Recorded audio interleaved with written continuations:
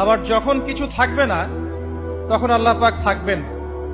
কুল্লু মান আলাইহা ফান ওয়া ইয়াবকা ওয়াজহু রাব্বিকা যুল জালালি ওয়াল ইকরাম। সমস্ত কিছু ফানা হয়ে যাবে, শুধুমাত্র আল্লাহ রাব্বুল আলামিনের সত্তা জাত এটা বাকি থাকবে। তার মানে আল্লাহ পাকের শুরু, আল্লাহ পাকের শেষ। আল্লাহর কোনো শুরু নাই, আল্লাহর কোনো শেষ নাই। এখন কেউ যদি প্রশ্ন করে যে আল্লাহ সবকিছু সৃষ্টি করেছেন, তাহলে আল্লাহকে কে সৃষ্টি করলো? নাউজুবিল্লাহ। তখন আমরা বলবো, যদি কেউ আল্লাহকে সৃষ্টি করত তাহলে তো সেই সৃষ্টিকর্তা হয়ে যেত, তাই নয় কি? এভাবে এক এক করে যদি আমরা পিছনের দিকে যেতে থাকি তাহলে একটা পর্যায়ে গিয়ে তো আমাদেরকে থামতে হবে। তো আমরা যেখানে গিয়ে থামছেন সেটাই হচ্ছে আল্লাহ রাব্বুল আলামিন।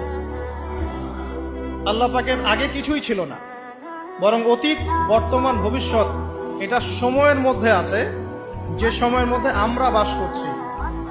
আল্লাহ রাব্বুল আলামিনের কাছে এরকম অতীত, বর্তমান, ভবিষ্যৎ কিছু নাই। আল্লাহ রাব্বুল আলামিন একা ছিলেন, তখন কিছুই ছিল না। আবার যখন সবকিছু ধ্বংস হয়ে যাবে, আল্লাহ পাক একাই থাকবেন, আর কিছু থাকবে না।